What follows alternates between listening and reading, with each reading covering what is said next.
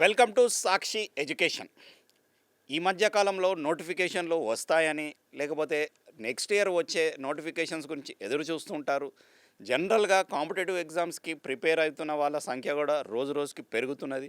So ఈ నేపథ్యంలో అసలు మనం కరెంట్ అఫైర్స్ కంపల్సరీగా ప్రతి ఒక్కరిని స్పృశించే సబ్జెక్ట్, కంపల్సరీగా వాళ్ళు చదవాల్సిందే. సో అసలు ఈ కరెంట్ అఫైర్స్కి ఎలా ప్రిపేర్ అవ్వాలి, ఏ కాంపిటేటివ్ ఎగ్జామ్కి ఎలా ఉండబోతుంది మార్క్స్, అసలు దాన్ని ఫోకస్ ఎలా చేసుకోవాలనే విషయాలు తెలుసుకోవడానికి మనం ఈరోజు ప్రయత్నం చేద్దాం. మన సాక్షి ఎడ్యుకేషన్ స్టూడియోస్కి రాజేంద్ర శర్మ సార్ వచ్చారు, కరెంట్ అఫైర్స్ ఎక్స్పర్ట్, అర్థశాస్త్ర ఐఏఎస్ అకాడమీ నుంచి. సో ఈ అకాడమీ నుంచి సార్ వచ్చారు కాబట్టి మనం తన అమూల్యమైన సమయాన్ని మనకు వెచ్చించారు. మనం కొంచెం ఇంపార్టెంట్ ఏవైతే ఇష్యూస్ ఉన్నాయో కరెంట్ అఫైర్స్లో, ఎందుకంటే ఎంత ప్రిపేర్ అవ్వాలి, ఒక 5 ఇయర్స్ అఫైర్స్ ప్రిపేర్ అవ్వాలా, 1 ఇయరా, లేకపోతే వేరే వేరే ఇష్యూస్ని మనం ఎట్లా కరెంట్ అఫైర్స్లోకి తీసుకోవాలనే విషయాలు క్లారిటీ తీసుకుందాం. Sir welcome to our Sakshi education studio sir. Thank you sir, thank you very much. చెప్పండి సార్, కరెంట్ అఫైర్స్ అంటే ఏదన్నా టైం ఫ్రేమ్ ఉంటుందా సార్? మనకు ఒక ఈవెంట్ జరిగి ఆ ఈవెంట్ ప్రభావం ఉన్నంతకాలం కూడా మనం దాన్ని అధ్యయనం చేయాల్సి ఉంటుంది. So for example Russia Ukraine యుద్ధమే మనం తీసుకుంటే చాలా కాలం నుంచి యుద్ధం కొనసాగుతూ ఉంది. ఆ యుద్ధం ప్రభావం భారత్ పైన పడుతుంది. భారతదేశం యూరోపియన్ యూనియన్ మధ్య సంబంధాలను, భారత్ అమెరికా మధ్య సంబంధాలను, భారత్ చైనా మధ్య సంబంధాలను ఈ ఒక్క ఈవెంట్ ప్రభావితం చేస్తూ ఉంది. సో ఇది కొనసాగినంత కాలం మనకు కరెంట్ అఫైర్స్ ఇష్యూలో చదవాల్సి ఉంటుంది.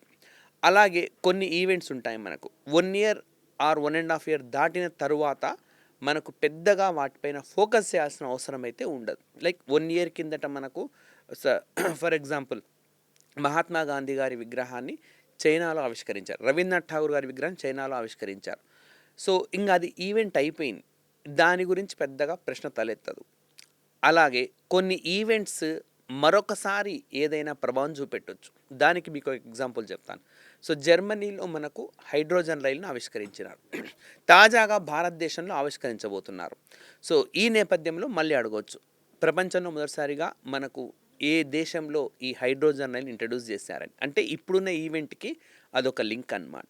సో ఈ విధంగా ప్రభావం ఎంత మేరకు ఉంది అన్న అంశం ప్రాతిపదికన ఒక ఈవెంట్ని అధ్యయనం చేయాలి. ఇదొక పద్ధతి. ఇంకొకటి కూడా చెప్తాను.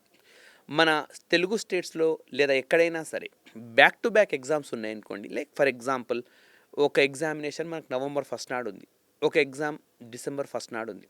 రెండిట్లో కరెంట్ అఫైర్స్ అనేవి వస్తాయి క్వశ్చన్స్.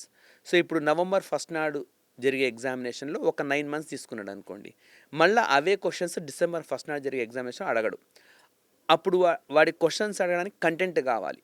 ఆ కంటెంట్ అంతా November 1 నాడు జరిగిన ఎగ్జామినేషన్లో అయిపోయింది. అప్పుడు ఆటోమేటిక్గా వెనక్కి వెళ్ళిపోతాడు. వెనక్కి వెళ్ళిపోయి December 1 నాడు జరిగే ఎగ్జామినేషన్లో క్వశ్చన్స్ వస్తాయి.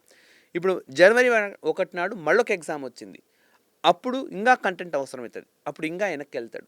అంటే మన ఎగ్జామ్ జరుగుతున్న సమీపంలో ఏమేమి ఎగ్జామినేషన్స్ ఉన్నాయి, సో ఇదొకటి మనం చూసుకోవాలా. రెండోది, ఈవెంట్ ప్రిపేర్ అవుతున్నప్పుడు చాలా కాలం కిందట ఇలాంటి సంఘటన జరిగిందా, దాని ప్రభావం ఇంకా ఉందా లేదా, ఇదొక అంశాన్ని చూసుకోవాలి. సో ఇలా చూసుకుంటూ చదివినప్పుడు మ్యాక్సిమం మార్క్స్ మనం కరెంట్ అఫైర్స్లో స్కోర్ చేసేందుకు అవకాశం ఉంటుంది సార్.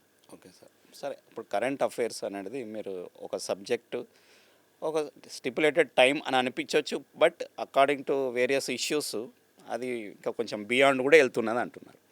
ఇవన్నీ చదవడానికి సోర్స్ ఎట్లా సార్, మరి ఎక్కడి నుంచి తీసుకోవాలా ఈ సబ్జెక్ట్ ఇన్పుట్స్? సో సోర్స్ అనేది చాలా చాలా జాగ్రత్తగా ఎంపిక చేసుకోవాలి ఆస్పిరెంట్. ఇప్పుడు ప్రజెంట్ మార్కెట్లో అబండెంట్ ఆఫ్ సోర్సెస్ ఉన్నాయి. సో ఏది పికప్ చేసుకోవాలి అన్న దానిపైన బాగా దృష్టి సారించాలి. సో దీనికి ఫస్ట్ బెస్ట్ సోర్స్ మనకు press information bureau, PIB. So మీరు PIBకి సన్నద్ధం అవుతున్నారంటే కరెంట్ అఫైర్స్ 100 క్వశ్చన్స్ వస్తాయి, 85% క్వశ్చన్స్ మనకు ప్రెస్ ఇన్ఫర్మేషన్ బ్యూరో నుంచి యాజ్ ఇట్ ఈస్గా వస్తాయి. అది సివిల్ సర్వీసెస్ కావచ్చు, Group 1 కావచ్చు, Group 2 కావచ్చు. ఇది బెస్ట్ సోర్స్.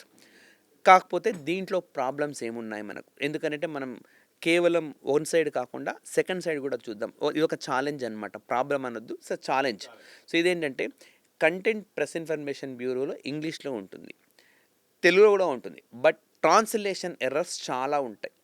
సో ఆ ట్రాన్స్లేషన్ ఎర్రర్స్ మూలంగా మనకు ఎగ్జామినేషన్స్లో తప్పు ఆన్సర్ చేసే అవకాశం ఉంటుంది. కాబట్టి ప్రెస్ ఇన్ఫర్మేషన్ బ్యూరోలో ఇంగ్లీష్లో వచ్చే ఆ కంటెంట్ ఏదైతే ఉందో ఆస్పిరెంట్ వాటిని చదివి అండ్ ఎగ్జామినేషన్కి అనుగుణమైన పాయింట్స్ను కంపల్సరీగా నోట్ చేసుకోవాల్సి ఉంటుందండి.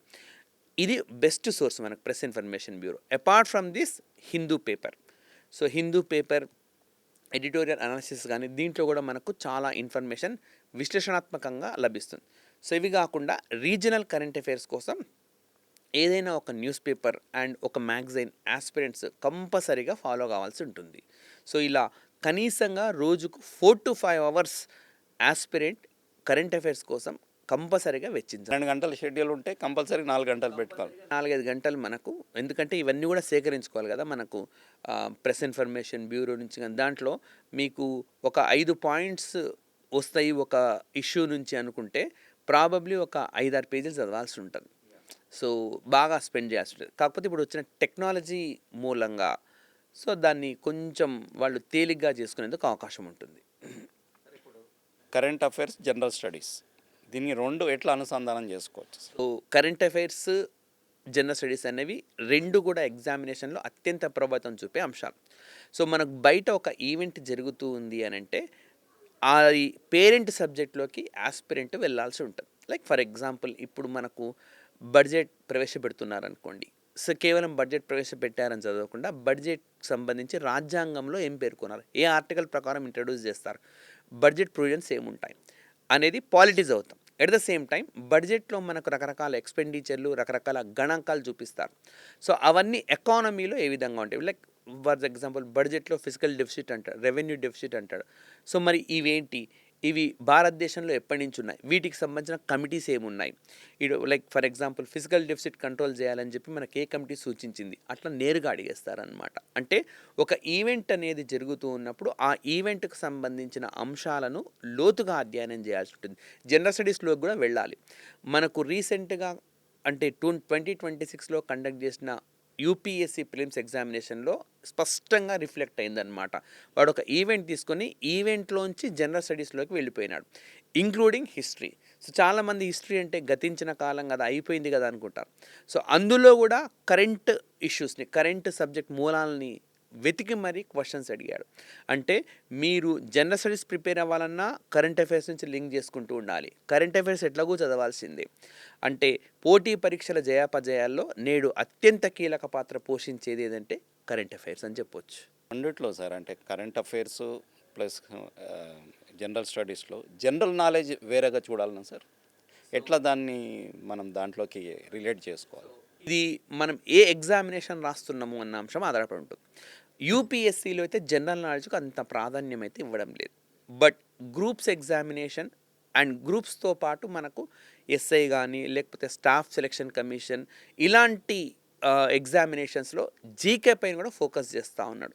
సో కాబట్టి ఒక ఈవెంట్ జరిగినప్పుడు ఈవెంట్ బేస్డ్ మనము జనరల్ నాలెడ్జ్ కూడా కంపల్సరీ గుర్తుపెట్టుకోవాలి. దానికి పెద్ద కసరత్తు అక్కర్లా. ఈరోజు మనకు వికీపీడియా, గూగుల్ వీటి ద్వారా లైక్ ఫర్ ఎగ్జాంపుల్ యునెస్కో గురించి ఏదో వార్త వచ్చింది అనుకోండి. యునెస్కో రీసెంట్గా మనకు కుంభల్గర్ ఫోర్ట్ అనే ఒక దాన్ని ప్రపంచంలో అత్యంత పొడవైన 2వ గోడగా గుర్తించింది.